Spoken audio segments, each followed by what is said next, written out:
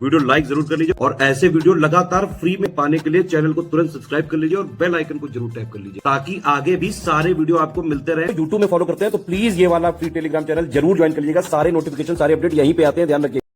तो UP triple S C PET इसका exam conduct हुआ था 7 सितंबर 2025 को। इसकी पहली शिफ्ट नंबर 1 के आंसर की लेकर के हम आपके सामने आ चुके हैं।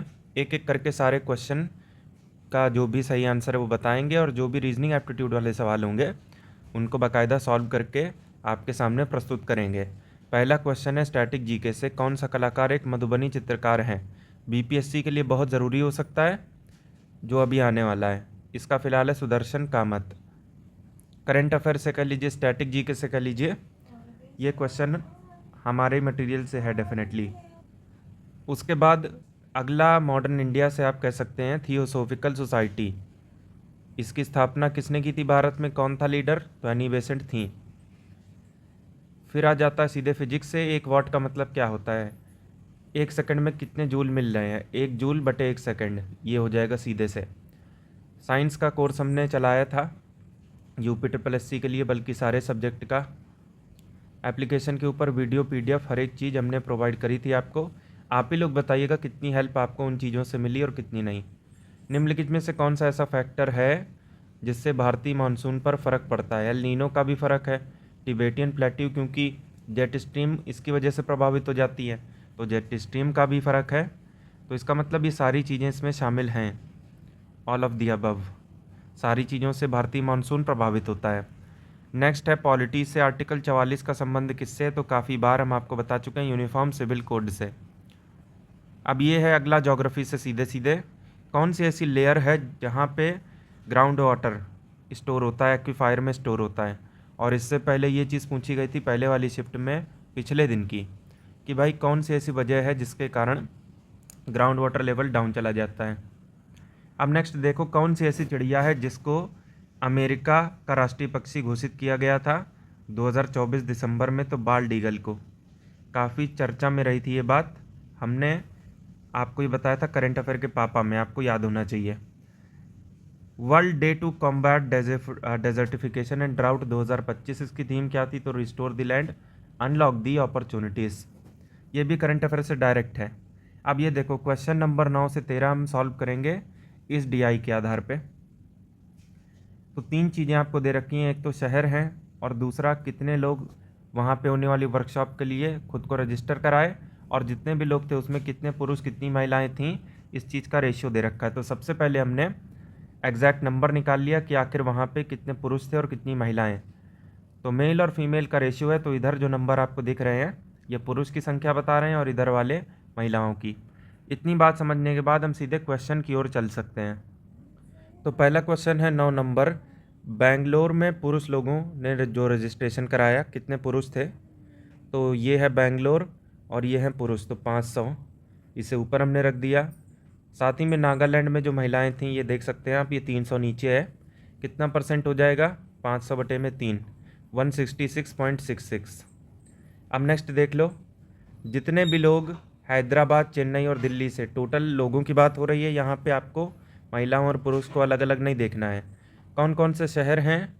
तो चेन्नई, हैदराबाद, दिल्ली, चेन्नई, हैदराबाद और दिल्ली, ये तीनों टोटल देखना है। 25, 18, 43 और 10, 53, तो ये हुआ 5250, जिसका मतलब 1/3 करोगे, 3 से डिवाइड करोगे क्योंकि 3 ही शहर हैं, तो ये 1700 समथिंग आएगा, जो कि एक ही ऑप्शन है ए।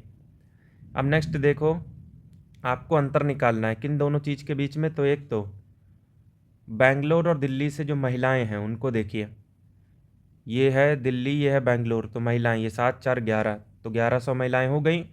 साथ ही में आपको पुरुष देखने हैं, कहाँ कहाँ से? तो पटना और नागालैंड से। ये पटना, ये नागालैंड, ये रहे पुरुष, 4, 5, 9, एक तरफ 1100 एक तरफ 900, तो डिफरेंस हुआ बड़ा माइनस छोटा, मतलब 900। नेक्स्ट देखो, अब चूंकि ये वर्कशॉप पेड है, हर एक मेंबर को पैसे देने पड़ते हैं, और उसी क्रम में महिलाओं के लिए फ़ीस है 200 जबकि पुरुष के लिए 250, तो टोटल अमाउंट चेन्नई से जो कंपनी है वो कितना अर्न करेगी, क्योंकि पैसे उन्हीं को जा रहे हैं तो कमाई उन्हीं की होगी। तो ये चीज़ आपको बतानी है। अब चलो चेन्नई की तरफ, तो ये देख सकते हैं आप चेन्नई, यहाँ 600 पुरुष हैं जबकि 1200 महिलाएं हैं। तो महिलाओं से पर हेड कितना लिया जा रहा है 200, कितनी महिलाएं हैं तो 1200, तो टोटल महिलाओं से कितना मिला 1200 इंटू 200 2,40,000, जिसको हमने यहाँ पे 240 के लिखा हुआ है। आजकल के का ज़माना है ना, लड़कियां लोग बॉयफ्रेंड से कहती हैं कि इतने के दे दो उतने के दे दो, तो ससुरा व्हाट्सएप पे के लिख के भेज देता है। मीम आया था एक सोशल मीडिया पे। फिलहाल इसमें आगे बढ़ते हैं। अब जहाँ तक पुरुष का सवाल है तो पर हेड लिए जा रहे हैं 250, पुरुष हैं 600, 250 इंटू 600, इसे आप बोल सकते हो 500 इंटू 300, तो ये कितना हुआ 150 के, और 240 के पहले से है, तो ज़्यादा महिला होने की वजह से महिलाओं से कमाई ज़्यादा हो गई 240 के। पुरुष कम थे, पर हेड ज़्यादा लिया, फिर भी 150 के ही मिले। टोटल कितने मिल गए 240 और 150 390 के, अर्थात 3,90,000। अब नेक्स्ट देखो, हैदराबाद में आपको महिलाएं देखनी है, मतलब उनकी संख्या का पता लगाना है। देखिएगा कहाँ से, तो हैदराबाद में है 1300, तो 1300 को रख देंगे ऊपर क्योंकि रेशियो हमें चाहिए। और पटना में पुरुष देखने हैं, तो क्या कॉम्बिनेशन है, 5 से पटना 5 से पुरुष, ये देखो ये 400, तो 400 नीचे आ जाएगा, 1300/400 अर्थात 13/4 ये रेशियो हो जाएगा।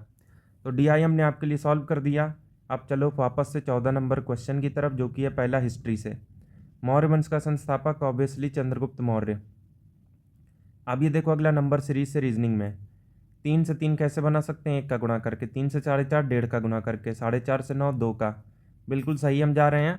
फिर 2.5 गुना कीजिएगा तो 22.5, फिर 3 गुना करने पे 66 और 0.5 का 3 गुना अर्थात 1.5, 67.5 ए।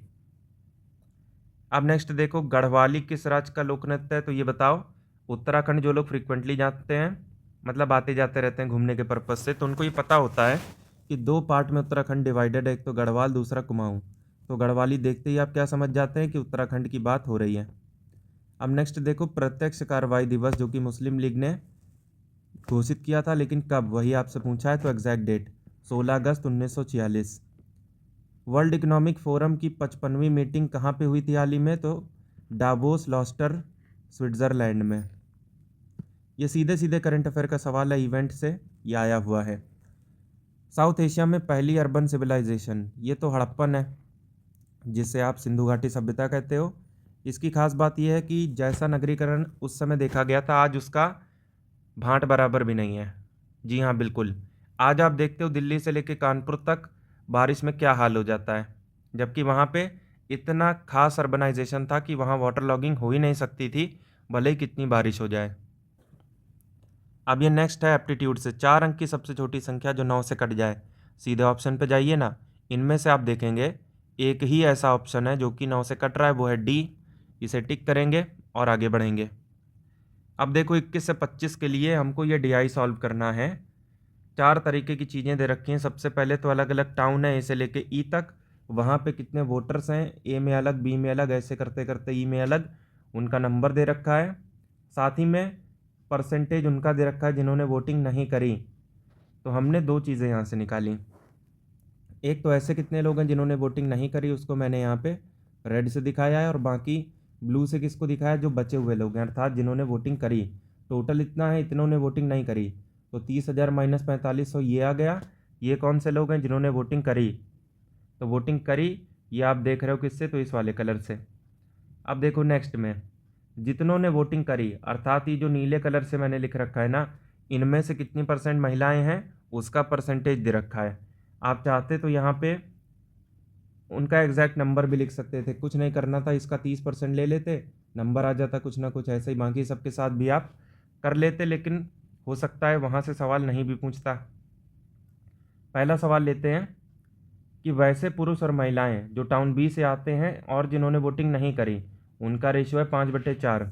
तो टाउन बी के लिए मेल और फीमेल का रेशियो है 5/4, और टाउन बी में कितने लोगों ने वोटिंग नहीं करी थी, ये आपको दिख रहा है क्लियरली 2700। तो 2700 और यहाँ 5 और 4 9 है, तो 9 का मतलब 2700 अर्थात 1 का मतलब है 300। तो जो भी रेशियो आपको गिवन है उसमें आप 300 गुना जैसे ही करोगे आपको पुरुष और महिलाओं की संख्या पता चल जाएगी उनकी जिन्होंने वोटिंग नहीं करी। 300 पंजे 1500, 300 चौके 1200, तो 1500 पुरुष ऐसे थे जिन्होंने वोटिंग नहीं करी। अब ऐसे पुरुष की बात करते हैं जिन्होंने वोटिंग करी, तो महिलाओं का परसेंट 30 है जिन्होंने वोटिंग करी, तो पुरुष का ऑटोमेटिकली 70 हो जाएगा। ए के लिए, लेकिन हमें बात करनी है बी के लिए। तो 45 है महिलाओं का प्रतिशत जिन्होंने वोटिंग करी, तो बाकी का 55 पुरुष के लिए हो जाएगा। तो 55% आप ले लीजिएगा इसका 10,800 का, तो आपको मिलेगा 5940। और 1500 वैसे पुरुष हैं जिन्होंने वोटिंग नहीं करी। तो टोटल पुरुष का आपको रेशियो चाहिए और टोटल महिलाओं का बी के लिए। तो इसके लिए आप क्या करोगे, वैसे पुरुष जिन्होंने वोटिंग करी वो 1500 आपको दिख रहा है, और वैसे पुरुष जिन्होंने वोटिंग नहीं करी, जिन्होंने नहीं करी वो 1500, और जिन्होंने करी वो 5940 है। दोनों को ऐड कीजिएगा 7440 आएगा उसको ऊपर। अब महिलाओं की बात करते हैं। तो दो तरीके हैं, या तो इसका 45% एक बार फिर से निकालो, या तो 10,800 में से 5940 घटा दो, 4860 आ जाएगा। और 1200 ऐसी महिलाएं आपके पास पहले से ही हैं जिन्होंने वोट नहीं दिया था। तो टोटल महिलाएं कितनी होंगी, जिन्होंने वोट दिया 4860 प्लस जिन्होंने वोट नहीं दिया 1200, टोटल हो जाएंगी 6060। उसे रख दीजिएगा नीचे, सॉल्व कीजिएगा तो 124/101 फाइनल अनुपात आपको मिल जाएगा। तो इस प्रकार से आपने 21 नंबर सॉल्व किया। आप चलते हैं 22 की तरफ। तो शहर बी की बात करनी है, उसमें जिन्होंने वोटिंग करी उनका मेल फीमेल का रेशियो बता दो। तो ये है शहर बी और ये हैं वो लोग जिन्होंने वोटिंग करी। अब इसमें से अगर आपको महिलाओं और पुरुष का रेशियो चाहिए तो एक बात बताओ, पुरुष ऊपर रखने महिलाएं नीचे, तो पुरुष इसी चीज़ का 55% हो जाएंगे और महिलाएं भी इसी चीज़ का 45% हो जाएंगी। तो क्या हम इस चीज़ को इग्नोर कर सकते हैं? जी हाँ, बिल्कुल। तो सीधे सीधे अगर 10,800 को x मान लो, चलो 10,800 ही मानो, किसी का क्या जाता है यार। तो पुरुष पहले अर्थात 55/100 इंटू 10,800, और महिलाएं बाकी का 45/100 इंटू 10,800। इससे ये उड़ गया, इससे ये उड़ गया। हम अगर चाहते तो डायरेक्ट 55/45 कर देते, और आपकी एग्ज़ाम अप्रोच भी आपसे यही कहती है। ये तो बस हमने आपको समझाने के लिए किया है। 511 ज़ा 59 ज़ा, तो 11/9 यहाँ से सही आंसर हो जाता है। अगर हम डायरेक्ट ऐसे कर देते 55/45, तो हो सकता है आपको कन्फ्यूज़न हो जाती, लेकिन अभी नहीं रहेगी। और 55/45 करना ही क्यों था इसकी वजह भी आपको पता चल जाएगी। अब देखो, 3 शहर हैं ए, सी और ई। आपको एवरेज निकालना है उन लोगों का जिन्होंने इन तीनों शहर से वोटिंग नहीं करी थी, ए, सी और ई। ये देखिए, ये है ए, सी, ई, और ये हैं वो लोग जिन्होंने वोटिंग नहीं करी, 4500, 5040 और 1950। ये तीनों चीज़ें अगर आप जोड़िएगा तो आता है 11,490। एवरेज लेने के लिए 3 से काटिएगा तो 3830 के आसपास ही आ जाएगा। तो 23 का हो जाएगा सी। अब उसके बाद 24 नंबर में पूछा हुआ है कि ए, बी और सी ये 3 शहर हैं, इसमें कितने लोगों ने वोटिंग करी। तो वोटिंग करी उनकी संख्या हमने किससे दिखाई है, इस ब्लू कलर से। तो ए, बी, सी 25,500, 10,800 और 22,960। इन तीनों का अगर आप जोड़िएगा तो आता है 59,260। तो बस ये यहाँ से एकदम सही है। अब 25 नंबर क्वेश्चन देखो, जो इस DI से शायद आखिरी क्वेश्चन है। जी हाँ, बिल्कुल। आपको डिफरेंस चाहिए दो चीज़ों का। पहली चीज़, शहर ई में वैसे पुरुष जिन्होंने वोटिंग करी, साथ ही में शहर बी से वैसी महिलाएं जिन्होंने वोटिंग करी, इनके बीच में अंतर बता दीजिए। तो ई में आपको पुरुष चाहिए, वो भी कौन से, जिन्होंने वोटिंग करी। यह है शहर ई, ये हैं वो लोग जिन्होंने वोटिंग करी, ये महिलाओं का परसेंटेज है। तो एक बात बताओ, पुरुष का कितना है, बाकी का 60। तो आपको 60% लेना है इसका 30,550 का। तो जब आप लीजिएगा तो आपको 18,330 मिलेगा। और दूसरी तरफ आपको शहर बी से महिलाओं की संख्या चाहिए, कौन सी, जिन्होंने वोटिंग करी। यह है शहर बी, ये हैं वो लोग जिन्होंने वोटिंग करी, यह है महिलाओं का परसेंटेज। अब महिलाओं का ही परसेंटेज निकालना है, 45% इसका निकालो। 45% 10,800 का, तो ये देखिए हमने आपके लिए निकाला है, ये आता है 4860। तो कितना बच जाता है, 13,470। तो बस ऑप्शन बी। अब देखो, अभी तक जितने भी शिफ्टें हमने आपको सॉल्व कराई हैं उसमें ऐसा कभी नहीं हुआ कि एक DI सेट के बाद दोबारा दूसरा DI सेट आपके सामने आ जाता है, लेकिन इस बार ऐसा ही हुआ है। तो खैर जो भी जैसा भी है, हमको तो सॉल्व कराने से मतलब है। देखिए 26 से लेकर 30 तक ये टोटल 5 क्वेश्चन आपके सामने हैं। और इस DI को अगर आप देखोगे तो लाइन ग्राफ है, और वो भी लाइन ग्राफ सिंपल वाला नहीं है, कहीं कहीं वैल्यूज़ आपको खुद से भी लेनी पड़ेंगी निकाल के। तो 3 तरीके की दुकानें हैं, A, B और C। ए को दिखाया हुआ है गोले से, बी को स्क्वायर से, सी को ट्राइंगल से। ठीक, और अलग अलग साल हैं 2021 से लेकर 2025 तक। और डेटा किस चीज़ का दिया गया है कि कौन कौन सी दुकानों से कितनी कितनी शर्ट बिकी।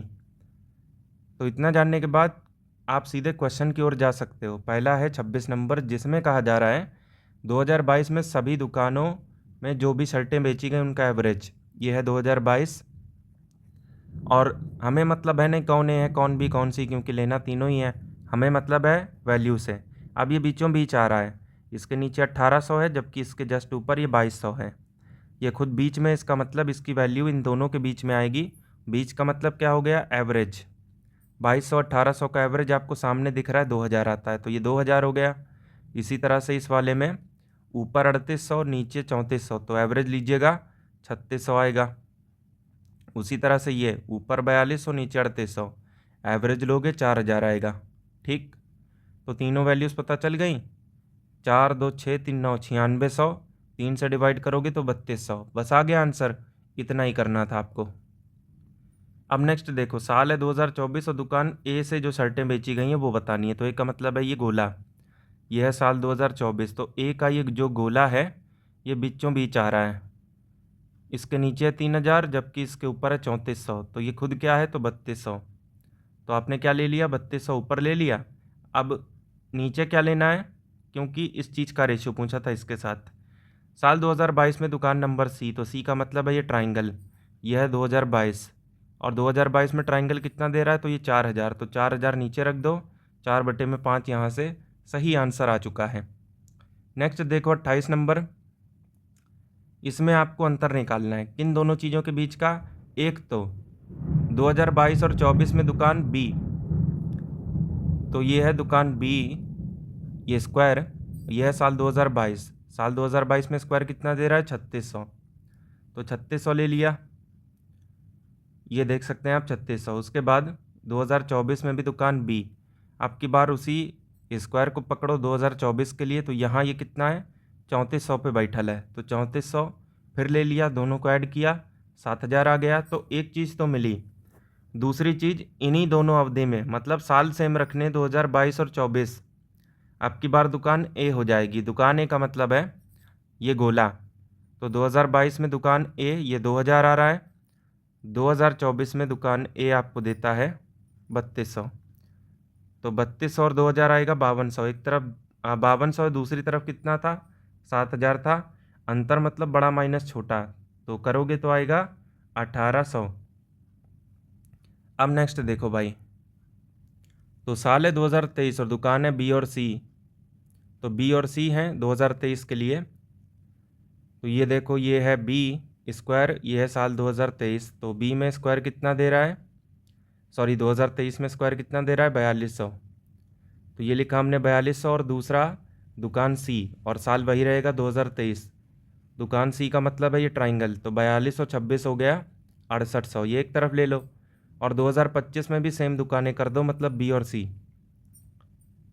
ये है 2025, बी का मतलब है ये 1800 और सी का मतलब 38, 38 18 हो गया 56, एक तरफ 6800 दूसरी तरफ 5600। आपको चाहिए क्या था, 2023 वाला जो माल मसाला है उसके ऊपर रखो, 6800 ऊपर 5600 नीचे, इनटू में 100 करोगे परसेंटेज निकालने के लिए, तो कितना आएगा 121 के आसपास। फिर देखो नेक्स्ट 30, इसमें आपके पास साल है 2021, इसमें सभी दुकानों से जो शर्ट बेची थी ना उसकी बात करनी है। तो ये देखो, ये है साल 2021। अब कौन ए है कौन बी कौन सी फ़र्क नहीं पड़ता क्योंकि लेना सब है। 24 16 40 30 70 मतलब 7000, तो ये कितना आ गया 7000 आ गया, इसे हमने 7 के लिख दिया। फिर आपको 2023 की सारी लेनी है, तो ये है साल 2023, ये है सारी 42 26 68 68 18 86, तो 8600 एक तरफ हो जाता है, 7000 पहले था, तो 2021 में उसका रेशियो चाहिए, तो मतलब उसको पहले रखेंगे ऊपर 7000 को ऊपर और नीचे रखेंगे 8600 को, 35/43 यहाँ से आ जाएगा। अभी आप देखो 31 नंबर, जिसमें ये बता रखा है कौन किससे ज़्यादा इंटेलिजेंट है कौन नहीं है। तो ऐसे में सबसे पहले चेक करो कि पूछा क्या है, तो सबसे ज़्यादा इंटेलिजेंट कौन है, ये चीज़ पूछी हुई है। तो सबसे बेस्ट अप्रोच ये है कि जो भी किसी से कम इंटेलिजेंट निकले उसको पहले हटाओ। एन जो है एम से ज़्यादा इंटेलिजेंट है, इसका मतलब एम सबसे ज़्यादा इंटेलिजेंट नहीं हो सकता, उसे हटा दिया। उसके बाद M is not intelligent as Y, M को पहले हटा चुके हैं, छोड़ो। एक्स ज़्यादा इंटेलिजेंट है वाई से, इसका मतलब वाई किसी ना किसी से कम निकल गया तो वो सबसे ज़्यादा इंटेलिजेंट नहीं हो सकता, तो वाई भी गया। उसके बाद वाई पहले ही जा चुका है तो आगे पढ़ने का कोई मतलब नहीं है। लेकिन यहाँ देखो एक्स वाई से ज़्यादा है लेकिन एन से ज़्यादा नहीं है, इसका मतलब एक्स से भी ज़्यादा इंटेलिजेंट कोई ना कोई मिल गया, अर्थात एक्स भी रेस से बाहर हो जाएगा। तो 3 चीज़ें रेस से बाहर हो गई, बच गया एन, उसे हम टिक करेंगे और आगे बढ़ेंगे। भारत के संविधान का भाग 1 किससे संबंधित है? तो यूनियन एंड इट्स टेरिटरी। ये पॉलिटी से डायरेक्ट क्वेश्चन है उस मटेरियल से जो कि हमने आपको एप्लीकेशन पे वीडियो और पीडीएफ के रूप में प्रोवाइड किया था। APAC, Asia Pacific economic corporation, इसका हेडक्वार्टर कहाँ पे? सिंगापुर में है। ये भी डायरेक्ट हमारे स्टैटिक जीके से है। ये देखो ये 34 नंबर ही हमने आपको चिल्ला चिल्ला के बताया था साइंस में। जब एसिड को पानी में डालिएगा ना तो हाइड्रोजन बाहर आएगा उससे। कैसे बाहर आएगा? H+ आयंस के रूप में, पॉजिटिवली चार्ज। H+ है तो पॉजिटिव होगा, वो निगेटिव थोड़ी ना होगा, ये बी हो जाएगा। भारत का पहला बैंक जिसे बैंक ऑफ हिंदुस्तान कहा जाता था उसकी स्थापना कब हुई थी? 1770 में। 1832 में हालांकि इसे बंद भी कर दिया गया था। अब जैसा कि आपको पता है हर एक शिफ्ट में हिंदी वाले पैसेज से 2 क्वेश्चन आते हैं, तो पहला पैसेज आपके सामने ये रहा 36 से लेकर 40 के लिए। पैसेज में चाहे हिंदी हो या अंग्रेजी, आपको पूरा पढ़ के इंपॉर्टेंट चीज़ें हाईलाइट करनी ही पड़ती हैं। तो ये देखो ये हमने पढ़ा पूरा पहले, उसके बाद इंपॉर्टेंट चीज़ें सारी हाईलाइट कर दी। अब देखो इसमें से कितना फंसता है कितना नहीं। इस उपन्यास में प्रभावती की नायिका होने पर भी, मतलब इस उपन्यास की नायिका कौन है? प्रभावती, लेकिन फिर भी कौन हैं जिनका चरित्र प्रभावती जो कि नायिका है, इनके बावजूद उससे कहीं ज़्यादा पॉपुलर है? तो ये देखो ये हमारे से सीधे आ गया जो अंडरलाइन मैंने किया था, प्रभावती की नायिका होने पर भी उसकी तुलना में यमुना का चरित्र अत्यधिक प्रभावशाली है। तो ये देखिए यमुना। प्रभावती किसके स्वयंवर के अवसर पर सशस्त्र सहायता देती है? तो ये देखो संयोगिता को स्वयंवर के अवसर पर सशस्त्र सहायता देती है। किसका स्वयंवर हो रहा है भाई? तो संयोगिता का।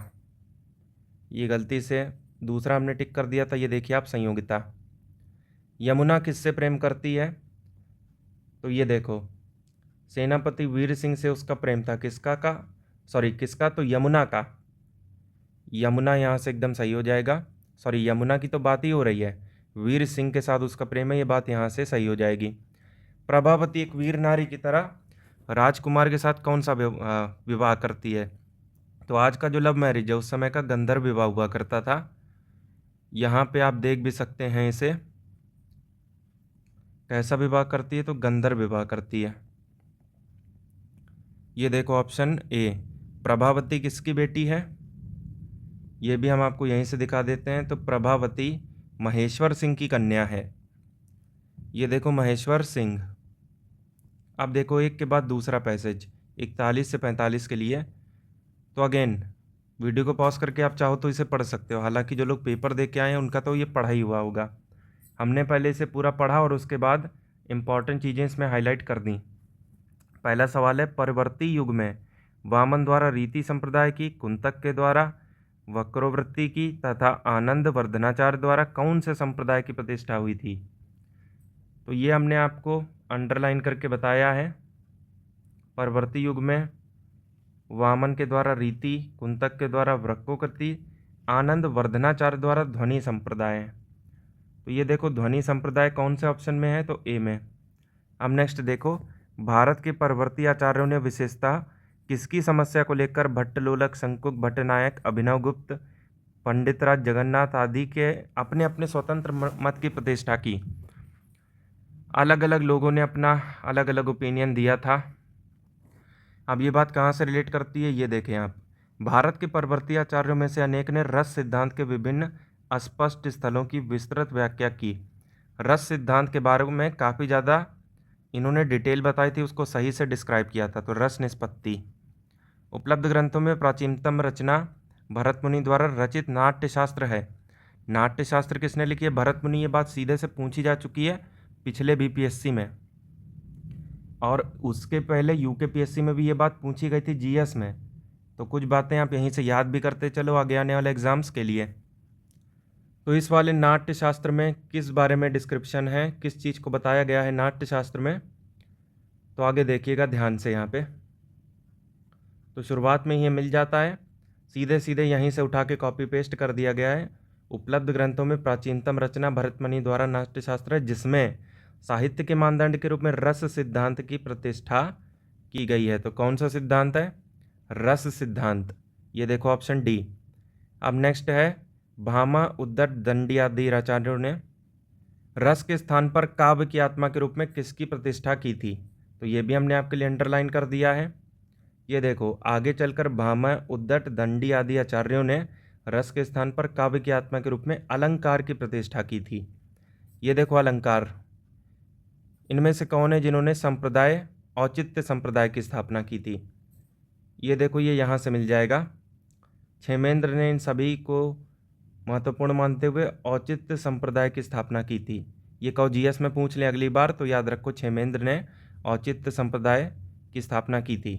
तो पैसेज के सवाल समाप्त होते हैं। अब देखो हिंदी के अदर सब्जेक्ट से, मतलब अदर टॉपिक से जो भी हिंदी के सवाल हैं 46 से लेकर 50 तक आपको देखने को मिलेंगे। तो देखिएगा ठंडा पानी पीना चाहिए, कौन सा विशेषण है इसमें? तो पानी की विशेषता बताई जा रही है, अर्थात उसकी क्वालिटी, तो गुणवाचक। नेक्स्ट है दाता एक पुल्लिंग शब्द है, उसका स्त्रीलिंग क्या होगा? तो दात्री। उपाय का विलोम क्या है? तो निरुपाय। अंक में भरना, अंक का मतलब गोद है, तो गोद में भरना का मतलब गले लगाना, एक तरीके से आप रिलेट कर सकते हो आराम से। साहित्य और जीवन का एक घोर संबंध है, ये वाक्य तो डेफिनेटली अशुद्ध है। शुद्ध कैसे कीजिएगा? तो घनिष्ठ संबंध है। ये तो हमारे क्विज से डायरेक्ट सवाल है। जो लोग क्विज ग्रुप का हिस्सा हैं कृपया बताइएगा। नेक्स्ट है मॉडर्न इंडिया से, जिसमें कहा जा रहा है कि स्वदेशी मूवमेंट जिसकी शुरुआत 1906 में होती है, ये एक आर्थिक आंदोलन था। क्यों? क्योंकि जाहिर सी बात है कि अगर आप किराने की दुकान में जाओगे तो वहाँ आपको मछली तो मिलेंगे नहीं। तो स्वदेशी मूवमेंट में स्वदेशी उद्योगों को प्रोत्साहित करने का प्रयास किया जा रहा था, और ऐसा दिया हुआ है ऑप्शन डी में। क्योंकि विदेशी चीज़ों को जलाना, उनको बैन कर देना, बायकाट कर देना, इसका एक ही मतलब था कि आप वो चीज़ें घरेलू उद्योग वाली यूज़ करना चाह रहे हो। गांधी जी ने काफ़ी सारा इसको प्रमोट करा था। अगला क्वेश्चन आप एप्टीट्यूड से देखिए। एक फ्रैक्शन 1/3 हो जाता है जब उसके न्यूमरेटर में से एक निकाल लिया जाता है। न्यूमरेटर अगर x है, डिनोमिनेटर y है, तो फ्रैक्शन x/y है। पहली कंडीशन के हिसाब से अगर न्यूमरेटर में एक निकाल लिया जाए, x-1 कर दिया जाए, डिनोमिनेटर तो ऑब्वियसली उतना ही रहेगा, तो ये फ्रैक्शन 1/3 हो जाएगा। इक्वेशन क्या बनेगी? y = 3x-3। इस रिजल्ट को याद रखिएगा अभी के लिए। दूसरी कंडीशन के हिसाब से यही फ्रैक्शन 1/4 हो जाता है जब उसके डिनोमिनेटर में, मतलब नीचे वाली चीज़ में 8 जोड़ दिया जाता है। तो न्यूमरेटर उतना ही रहेगा, डिनोमिनेटर में 8 जोड़ने की वजह से ये y+8 हो जाएगा और फ्रैक्शन 1/4।4x y+8 ये होगा। अब यहाँ से y की वैल्यू 3x-3 अगर आप रखते हो, 3x-3 + 8, तो ये 3x + 5 हो जाएगा। यहाँ से x 5 होगा। इस x = 5 को अगर आप यहाँ पे रखोगे, 3 × 5 = 15 - 3 = 12, ये y हो जाएगा। और हमें फ्रैक्शन ही बताना है कि वो कितना है, x/y। तो x है 5 और y है 12, तो फ्रैक्शन हुआ 5/12। धौलागिरी चोटी कहाँ पे? तो नेपाल में। ये सीधे सीधे हमारे स्टैटिक जीके से सवाल था। जिन लोगों ने स्टैटिक जीके वाला हमारा पापा वीडियो देखा हो वो लोग अपना फीडबैक ज़रूर बताइएगा। करंट अफेयर वाले भी, DI वाले भी, कहाँ किससे कितना फ़ायदा हुआ, ये सारी बातें आपको कमेंट बॉक्स में बतानी है। अब अगला सवाल है प्रॉब्लम बेस्ड ऑन एजेस से। अभी तक जितनी भी शिफ्टों के पेपर हमने आपको सॉल्व कराए हैं, प्रॉब्लम बेस्ड ऑन एजेस से अभी तक कोई सवाल नहीं आया था, लेकिन अब की बार ये रहा। मीना की एज का स्क्वायर, मान लीजिए उसकी एज x है तो उसका स्क्वायर ये कितना है? उसकी एज का 8 गुना, अर्थात 8x, उससे 9 ज़्यादा। तो उसकी एज कितनी है, मतलब x की वैल्यू बतानी है। तो ऑप्शन कहाँ मर गए जो आप इस क्वेश्चन को सॉल्व करने जाओगे? ऑप्शन आप रखो, ये 10² 100, 8 × 10 80 और 9 × 89। तो क्या 100 × 89 सेम है? नहीं। अगर आप 9 रखते हो तो 9 का स्क्वायर 81, 8 × 9 + 9, ये हो जाएगा 72 × 9 81। तो बस कंडीशन सेटिस्फाई हो गई, उसकी एज कितनी हो जाएगी? तो 9। उसके बाद है कि DRDO ने अभी अभी नाग मार्क 2 नाम से एक मिसाइल निकाली है। तो ये किस टाइप की मिसाइल है? ये है fire and forget anti tank guided missile. तो जो दुश्मनों के टैंक जा रहे होते हैं ना, वो जिस मिसाइल से डिस्ट्रॉय किए जाते हैं वो यही है। और चूंकि ये एक शॉर्ट रेंज मिसाइल होती है, इसीलिए आप इसको अगर एक बार दाग दो तो दोबारा आपको इसका रास्ता बदलने की ज़रूरत नहीं है। इसीलिए ये फायर एंड फॉरगेट है, एक बार दागो और भूल जाओ। मोनाजाइट में कौन सा मिनरल पाया जाता है? तो थोरियम। ये बात हम आपको चिल्ला चिल्ला के साइंस में बताए थे जब केमिस्ट्री वाला पार्ट समझा रहे थे, और फिजिक्स में भी हमने काफ़ी सारी बात इसके ऊपर करी थी। मोनाजाइट से निकलता है थोरियम। ये वही थोरियम है जो भारत के न्यूक्लियर पावर प्लांट में यूज़ किया जाता है फ्यूल के रूप में, ईंधन के। 24वें और सबसे अंतिम तीर्थंकर कौन है जैन धर्म में? तो ये है महावीर, वर्धमान महावीर, जो कि सबसे इम्पोर्टेंट भी साबित हुए थे। आर्टिकल 23 और 24 किस चीज़ से संबंधित हैं? शोषण के विरुद्ध अधिकार से, राइट अगेंस्ट एक्सप्लॉयटेशन। ये तो डायरेक्ट पॉलिटी से सवाल है हमारे ही कंटेंट से। इंटरनेशनल ओलंपिक डे जून 23 को मनाया जाता है, ध्यान रखिएगा, ये भी स्टैटिक जीके वाला पार्ट है। 20 मिनट जो है वो 1 घंटे का कितना % है? अगर इस तरफ 20 मिनट है, दूसरी तरफ 1 घंटा जिसमें 60 मिनट होते हैं, अगर आप उसको रख दो, आप क्लियर देख पा रहे हो कि 20 60 का 1/3 है। 1/3 का मतलब 33.3%। 33 सही 1/3% एक ही बात है। अब अगला है Saha institute of nuclear physics. ये कहाँ पे है? तो रिद्धिमान साहा, जो कि हमारे पूर्व विकेट कीपर हैं भारतीय टीम के, ये कोलकाता से आते हैं ना, तो बस कोलकाता, ये तो याद रखने का तरीका था। वाटर सीड फर्टिलाइजर टेक्नोलॉजी का दूसरा नाम क्या है? भाई ग्रीन रेवोल्यूशन को डिस्क्राइब करने का तरीका है। ये हमारे डायरेक्ट सवाल है स्टैटिक जीके से। भारत का उस समय का कौन सा ऐसा राज्य है जिसे लॉर्ड डलहौजी ने अनुचित तरीके से अपने में मिलाया था, मतलब ज़बरदस्ती इसको लपेटे में ले लिया था, जबकि इसकी पॉलिसी कुछ और कहती थी? तो ये है अवध। बहुत सारा बवाल हुआ था इसके पीछे। नेक्स्ट है कि मीथेन जब ऑक्सीजन से रिएक्ट करती है तो क्या होता है? तो सीएनजी गाड़ी में क्या जलता है? सीएनजी में होती है नेचुरल गैस, उसमें होता है मीथेन। जब मीथेन जलती है अर्थात ऑक्सीजन की प्रेजेंस में रिएक्ट करती है तो क्या निकलता है धुएं के रूप में? ये बात आपसे ऐसे भी पूछ सकते थे कि सीएनजी गाड़ी जब चलती है तो एग्जॉस्ट के रूप में क्या बाहर आता है? कार्बन डाइऑक्साइड और वाटर वेपर। ये फेफड़े के लिए तो नुकसानदायक नहीं है, लेकिन इन्वायरमेंट के लिए बहुत ज़्यादा है। ग्रीन हाउस इफेक्ट का कारण बनते हैं ये दोनों ही, CO2 और वाटर वेपर।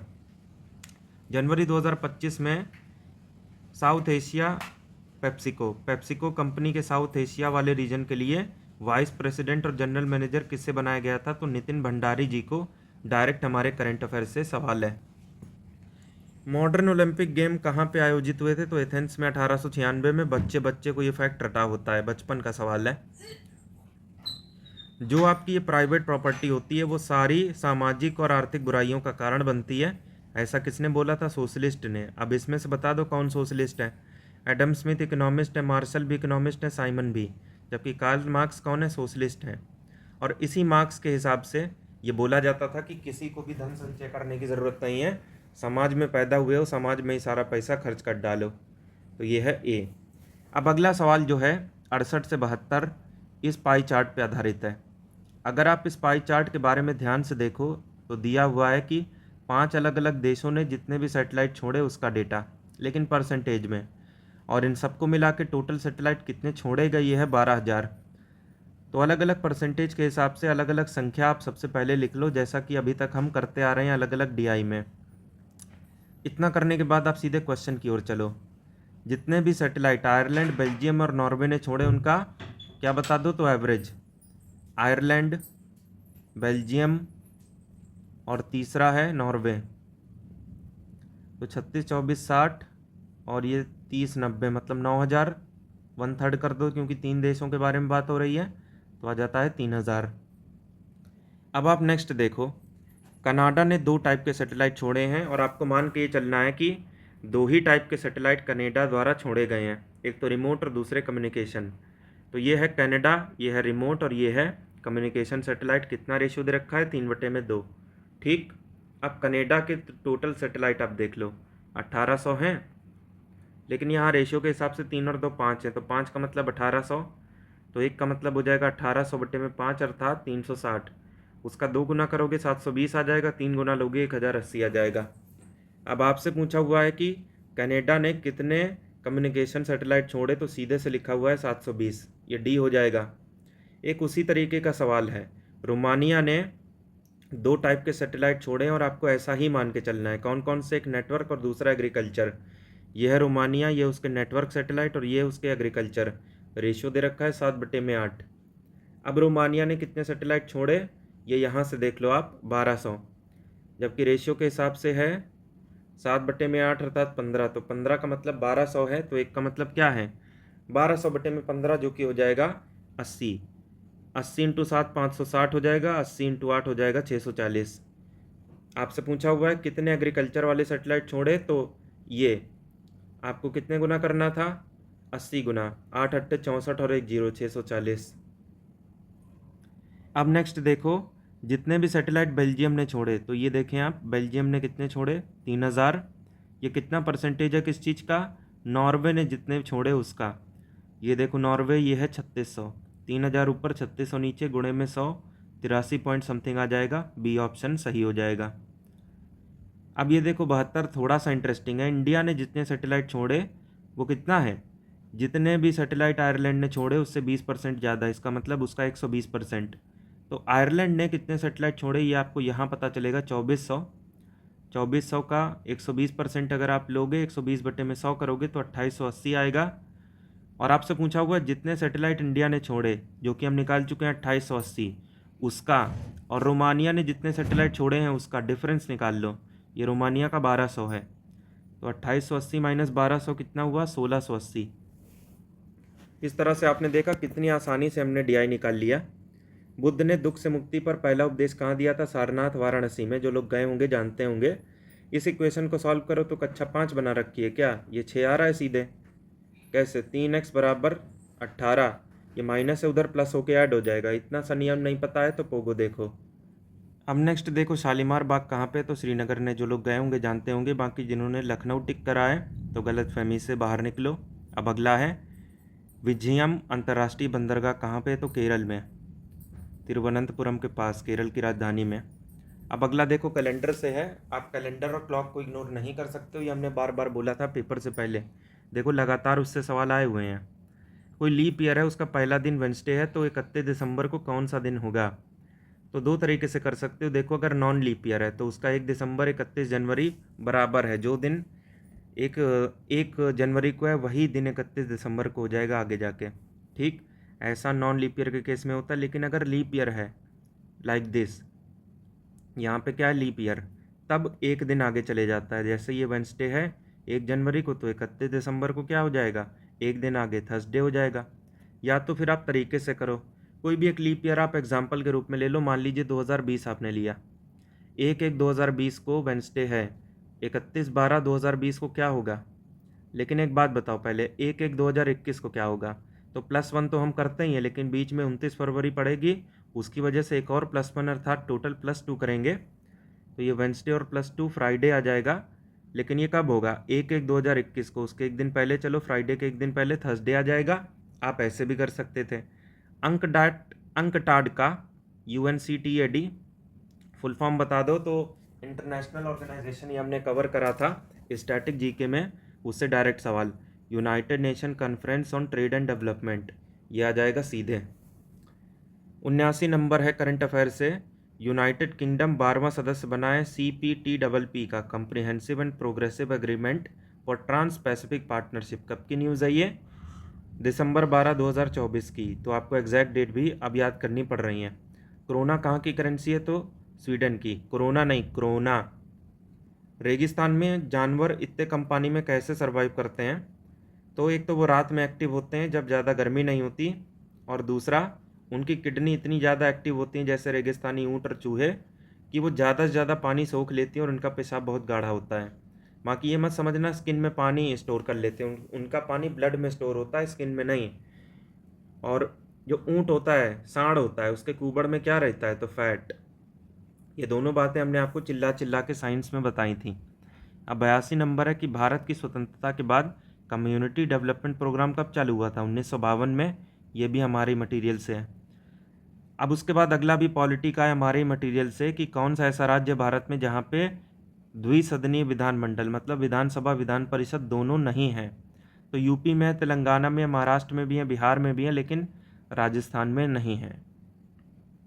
अब अगला देखो इंटरेस्टिंग वाली बात, जब बच्चा अपनी माँ के गर्भ में होता है तो वो खाना कहाँ से खाता है? एक टिश्यू डेवलप हो जाता है अंदर ही, उसका नाम होता है प्लासेंटा। और बच्चा खुद किस झिल्ली में होता है? एम्नियोटिक सेल में। और वो कहाँ पे होता है एग्जैक्टली? तो यूट्रस में। अब अगला देखो, जिस देश का जनसांख्यिकी पिरामिड ज़्यादा चौड़ा हो, मतलब इस तरीके से हो, एपेक्स इसका बिल्कुल शार्प है जबकि बेस बड़ा है, तो बेस बड़े होने का मतलब क्या होता है? कि वहाँ पे बर्थ रेट बहुत ज़्यादा होती है। ये डायरेक्ट सवाल है, ये हमने समझाया था स्मार्ट बोर्ड में बाकायदा। अब अगला डायरेक्ट करंट अफेयर से कि 31 दिसंबर 2024 को एक रिपोर्ट आई थी, ground water quality report 2024, CGWB central ground water board ने इसको कंपाइल किया था। कौन सी मिनिस्ट्री के अंतर्गत आता है ये? तो एक बात बताओ, जल से संबंधित रिपोर्ट है तो मिनिस्ट्री भी तो जल शक्ति वाली होगी ना। ये तो वही बात है कि किराने की दुकान में क्या मछली मिलेगी? किराना ही मिलेगा। अब उसके बाद ये न्यूमेरिकल, फिजिक्स में जितने भी फॉर्मूले होते हैं ना, सबको उसी वक्त याद कर लिया करो, क्योंकि न्यूमेरिकल आजकल आने लगे हैं। पहले UPPSC RO में, अब UPSSC में भी इस चीज़ को शुरू कर दिया गया है। एक तार है जिसकी रेजिस्टेंस इतनी है, लंबाई इतनी है और क्रॉस सेक्शन का एरिया इतना है, रेजिस्टिविटी बता दो। तो रेजिस्टेंस और रेजिस्टिविटी में क्या कनेक्शन होता है? R=ρL/A। R रेजिस्टेंस, रो रेजिस्टिविटी, L लेंथ और A क्रॉस सेक्शन का एरिया, जिसे πr² से दिखाते हैं। लेकिन एरिया सीधे दिया है तो कोई प्रॉब्लम ही नहीं है। यहाँ से रो की वैल्यू निकालो, कितनी आ जाएगी? R×A/L। इक्वेशन रीअरेंज करना तो आता ही होगा ना। अब इस रो की वैल्यू आपको चाहिए, आपको R पता है, A पता है, L पता है, तीनों की वैल्यू रखो। रेजिस्टेंस हो गई है इतनी, उसके बाद एरिया है इतना और L है 2, सबको रख दिया। 17 दूनी 34, 3.4, ये -2 और -6 -8 हो गया। ये 3.42 से जाएगा तो ये 1.7 × 10⁻⁻8 हो जाएगा। Option B. शिमला कॉन्फ्रेंस कब की बात है? 1945 की। सीधे से सवाल है मॉडर्न इंडिया से। अब इसमें ऑड वन आउट बताओ। तो साइंस का सवाल पूछने का गजब तरीका। सॉल्टी, स्वीट, सोर, ये जीभ के टेस्ट होते हैं लेकिन टेस्टलेस, इसका मतलब कोई स्वाद नहीं है, तो ये बाकी सबसे अलग है। अब अगला देखो, कौन सा ऐसा देश है जिसने WTC फाइनल जीता है? तो साउथ अफ्रीका ने। हम ये मैच जो है ना लाइव देख रहे थे। आप में से जो लाइव देख रहे हो कृपया कमेंट बॉक्स में अपनी हाजिरी दें। इसका इनडायरेक्ट बता दो। He said I shall do my best, तो ही सेड दैट आ जाएगा और ही का ही हो जाएगा, विल का वुड, डू हिज बेस्ट। आराम से ये हो सकता था। इसमें कौन सी तैयारी चाहिए आपको? इसमें सही स्पेलिंग बताओ। तो ग्रेशियस को ऐसे लिखते हैं, बाकी TCC ये सब कुछ नहीं आता है, ना ही ई आता है। अब ये विक्ट्री का अपोजिट बता दो। विक्ट्री मतलब जीत और डिफीट मतलब हार, तो बस विक्ट्री का डिफीट, तेरी जीत मेरी हार। 94-95 में आपको ये पैसेज सॉल्व करना है। तो पैसेज कोई भी हो, चाहे अंग्रेजी का या हिंदी का, पढ़ना पूरा चाहिए और पढ़ने के बाद इंपॉर्टेंट चीज़ें आपको अंडरलाइन करनी चाहिए। अब क्योंकि 2 ही क्वेश्चन है इसीलिए हमने अंडरलाइन काफ़ी कम करा है। पहला सवाल है 94, इस पैसेज के हिसाब से फिक्शन पढ़ने का क्या फ़ायदा होता है? ये देखो सीधे दे रखा है, it can improve empathy, option B. अब अगला देखो, पैसेज का मेन आइडिया क्या है? तो reading helps improve vocabulary knowledge. जितना ज़्यादा आप पढ़िएगा उतनी ज़्यादा आपको अलग अलग शब्दों के मतलब पता होंगे। ऋग्वेद में कितने भजन हैं? भाई ये गुरुवाणी नहीं है, यहाँ श्लोक लिखना था। UPSSC वाले सोते रहते हैं। ये श्लोक होगा कितने? 1028। अब अगला देखो, ये ब्लड रिलेशन वाले चैप्टर से रीजनिंग में विनोद ने विशाल को कैसे बताया कि ये जो है ना, ये मेरे पिता की पत्नी, मतलब माँ के इकलौते भाई का बेटा, मतलब मामा का बेटा, मेरा भाई। सिंपल सी बात है। नेशनल एग्रीकल्चर पॉलिसी, राष्ट्रीय कृषि नीति संसद में कब आई थी? 28 जुलाई सन 2000 को। ये अभी न्यूज़ में थी ना थोड़ी दिन पहले, अमेंडमेंट के ऊपर इसकी चर्चा चल रही है, तभी इसके बारे में क्वेश्चन पूछ लिया स्टैटिक वाला। अब देखो, इसरो अर्थात इंडियन स्पेस रिसर्च ऑर्गेनाइजेशन ने स्पेस में किस चीज़ के ऊपर स्प्राउट उगा लिया? मतलब कौन सी ऐसी फसल है जिसका बीज उठाया और उसमें स्प्राउट निकाल दिया? जबकि हमें ये अच्छे से पता है कि आउटर स्पेस में कोई कंडीशन है ही नहीं कि किसी भी चीज़ के स्प्राउट निकल आए। मतलब कोई भी बीज आप लेके जाओ, आउटर स्पेस में ऐसा हो ही नहीं सकता कि वहाँ पे स्प्राउट निकल जाए उसके, लेकिन इसरो ने ये काम करके दिखाया है। तो बताइए कौन सी फसल के साथ उन्होंने ऐसा किया था? तो लोबिया, काउपी। देखो अभी तक ऐसा है कि जो भी स्पेस में जाता है उसे शैवाल खा के काम चलाना पड़ता है, लेकिन अब से वहाँ भी खेती हो सकेगी। अगर ये प्रयोग आगे जाके और ज़्यादा सफल रहा तब। आर्टिकल 170 के हिसाब से देश भर में जो भी राज्य हैं उनकी विधानसभा में मिनिमम तो 60 मेंबर हो सकते हैं, लेकिन मैक्सिमम कितने? सबसे ज़्यादा 500। बहुत ज़्यादा कितने हो सकते हैं? 500। यूपी में 414, लेकिन कम से कम 60 होना चाहिए बड़े राज्यों के लिए। अब जैसे गोवा है, नॉर्थ ईस्ट वाले राज्य हैं, वहाँ पे 60 नहीं हो सकती, वो इस चीज़ के अपवाद हो जाते हैं।